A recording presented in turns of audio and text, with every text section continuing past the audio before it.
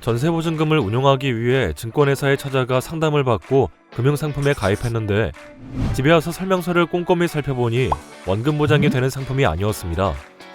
전세보증금이라서 2년 후에는 반드시 돌려줘야 할 자금이었기 때문에 원금이 보장되는 금융상품을 추천해달라고 했는데 원금 보전을 추구할 뿐 법적으로 원금 보장을 받을 수 있는 상품은 아니었던 것입니다. 그런데 마치 원금을 보장하는 것처럼 설명을 했던 것입니다. 이건 문제가 있는 것 아닌가요? 금융상품에 가입하는 고객이 해당 상품에 대해서 정확히 알지 못한 상태에서 맞지 않는 금융상품에 가입했다면 이는 불완전 판매라고 할 수 있습니다. 우리는 은행, 증권회사, 보험회사 등 다양한 금융회사들을 통해 다양한 금융상품들에 가입합니다. 예금, 펀드, 보험, 대출 등등이 있겠죠.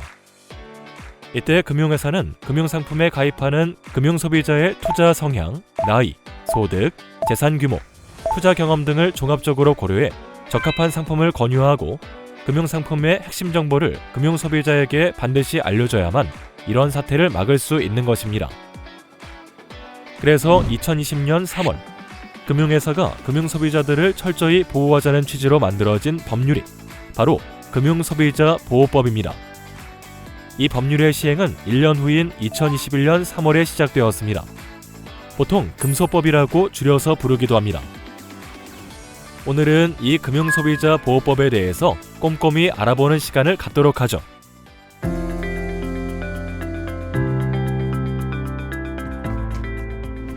금융소비자보호법이란 말 그대로 금융소비자 보호에 관한 법률이라는 의미입니다. 그럼 지금까지 금융소비자의 권리를 보호해준 법률이 없었다는 걸까요? 그렇지는 않습니다. 금융소비자보호법이 제정되기 전까지는 은행의 금융소비자들은 은행법에서, 보험회사의 소비자들은 보험업법에서, 증권회사의 금융소비자들은 자본시장법에서, 또 대출소비자들은 여신금융법 등에서 따로따로 나뉘어져서 적용을 하고 있었습니다. 이 복잡하고 다양했던 금융소비자에 대한 보호 법률들을 한데 모아 심플하게 하나의 법으로 통일시킨 것입니다.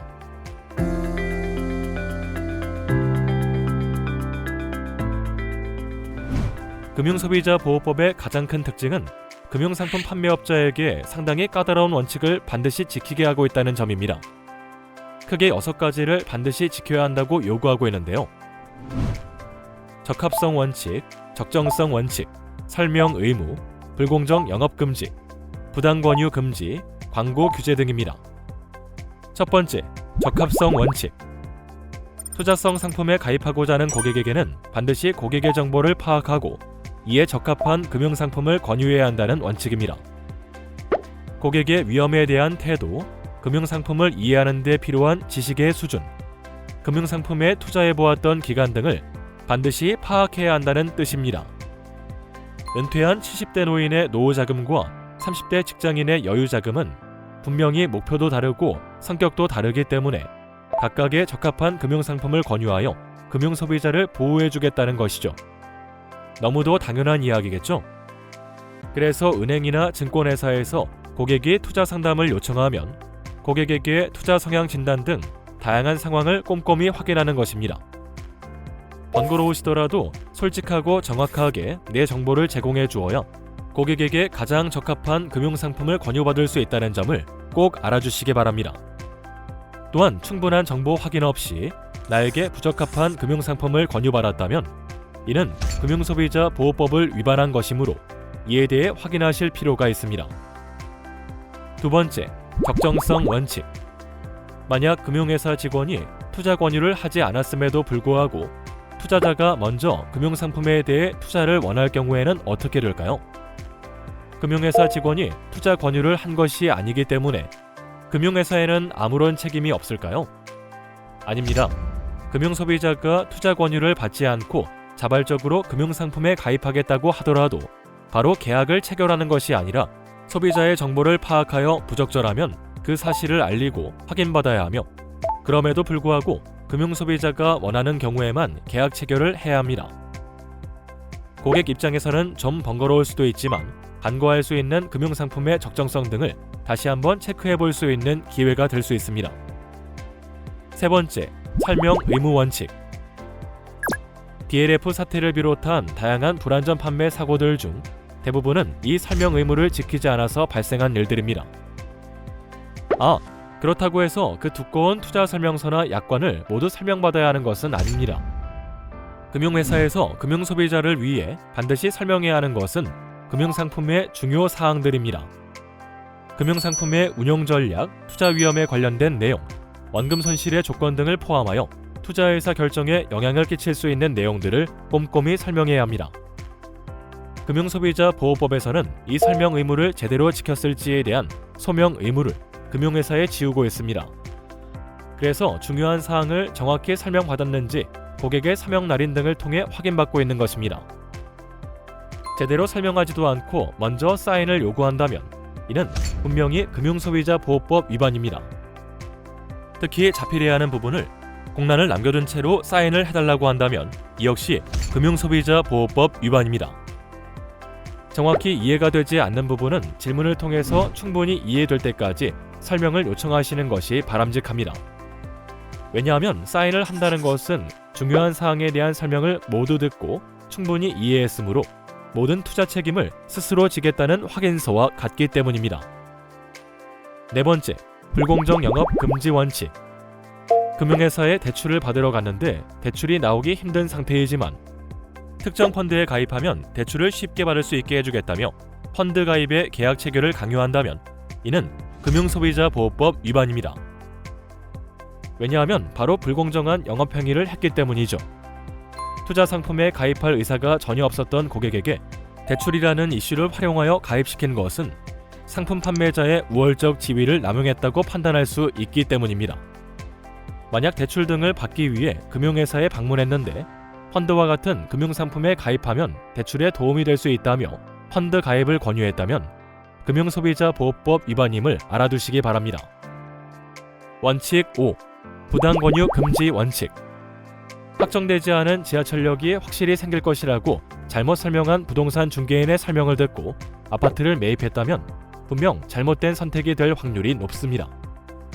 마찬가지로 불확실한 사항에 대하여 단정적인 판단을 제공하거나 금융상품의 내용을 사실과 다르게 알리는 등의 행위를 금융소비자보호법에서는 부당행위로 보고 철저히 금지하고 있습니다.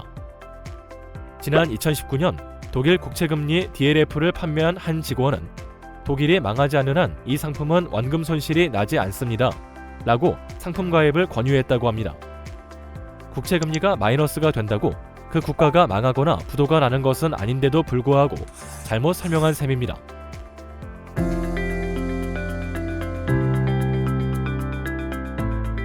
금융회사와 금융소비자 간에 문제가 발생하여 분쟁 조정이나 소송까지 가는 경우가 발생할 수 있습니다.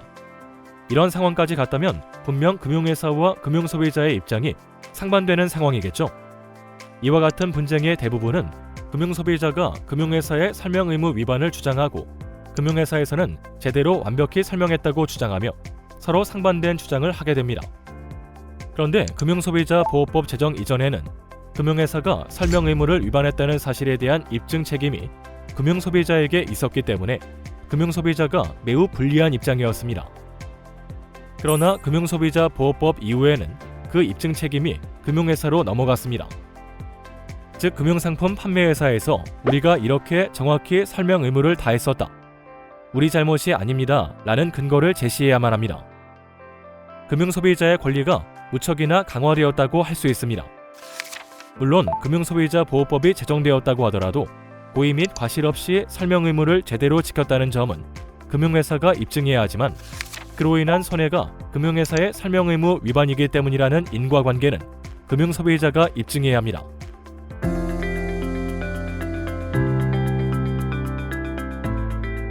첫 번째 권리, 자료 열람 요구권. 금융소비자와 금융회사와의 분쟁 시 대부분의 금융상품 가입 등에 관련한 자료는 금융회사가 보유하고 있기 때문에 금융소비자 입장에서는 인과관계와 관련한 근거를 확보하기가 매우 힘들 수 있습니다. 그래서 금융소비자보호법에서는 고객의 권리를 보호하기 위한 자료 열람 요구권이라는 것을 만들었습니다. 금융소비자가 분쟁 조정이나 소송 목적으로 금융회사가 보유하고 있는 자료의 열람을 요구할 수 있는 권리이죠. 대표적인 예가 펀드에 가입할 때의 설명 녹취 자료, 서명 날인한 상품 설명서 등입니다. 금융소비자가 이렇게 자료 열람을 요구하면 8일 이내에 자료를 받아볼 수 있습니다. 금융소비자보호법에서 자료 열람 요구권으로 금융소비자의 권리를 강화한 이유는 제대로 된 금융상품 판매 및 가입을 위해서입니다. 금융소비자도 이런 취지에 맞춰 신경 써야 할 점들이 있습니다. 금융상품 판매 시에 철저한 설명을 할 텐데 금융소비자 입장에서는 때때로 상당히 번거로울 수도 있습니다. 시간도 꽤 많이 소요될 뿐더러 사인해야 하는 횟수도 상당합니다.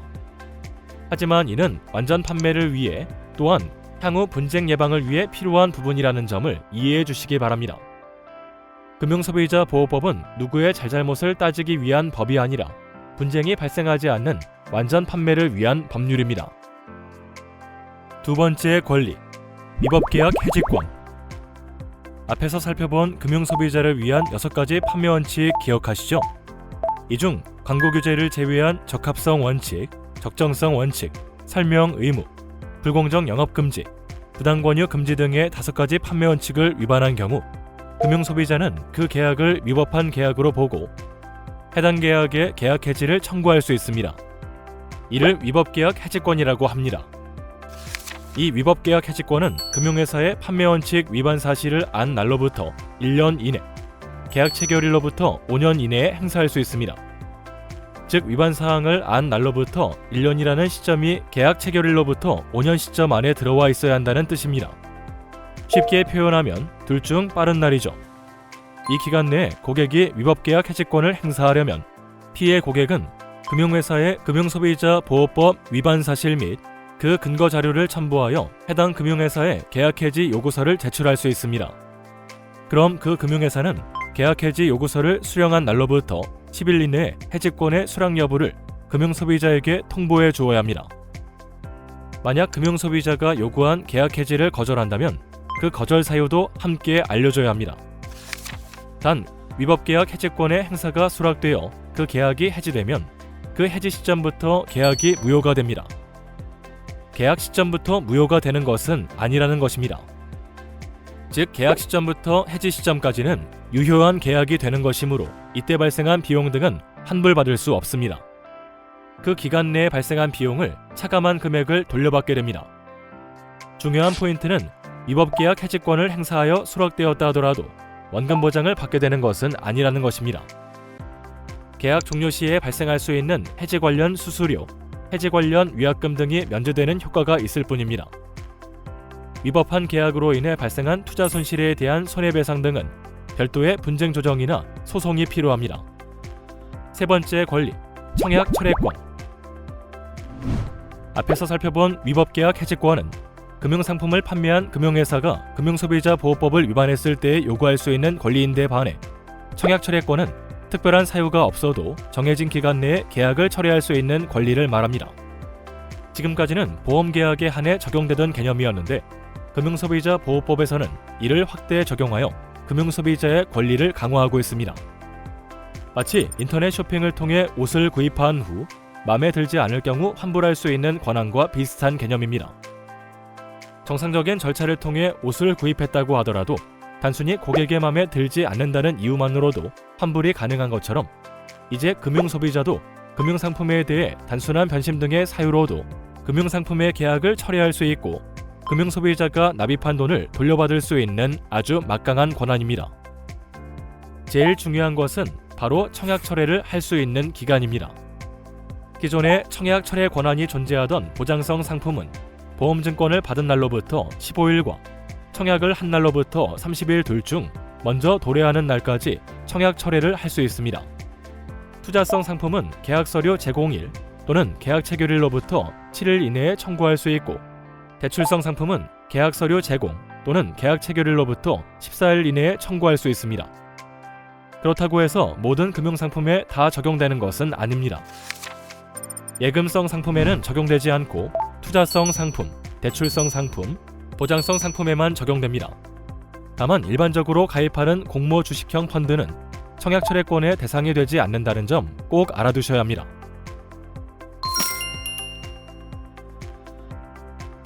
올바른 금융생활을 위해 소비자도 지켜야 할 사항이 있습니다. 명심해주세요. 첫째, 거래하려는 금융회사가 등록 또는 허가받은 업체인지 꼭 확인해야 합니다. 둘째, 내가 거래하려는 상품이 거래 목적에 적합한지 꼼꼼한지 확인 후 원금 손실 감내 정도, 거래 기간 등 본인의 상황을 신중히 검토 후 거래해야 합니다. 셋째, 거래의 비용, 손실 위험 등 거래 중요 사항을 정확하게 확인해야 합니다. 넷째, 거래 시 본인이 직접 내용을 확인하고 서류에도 직접 서명해야 합니다. 마지막으로 금융상품 계약에 대한 책임은 소비자 본인에게 귀속되니 서명 전 상품의 주요 내용을 꼼꼼하게 잘 확인하시기 바랍니다.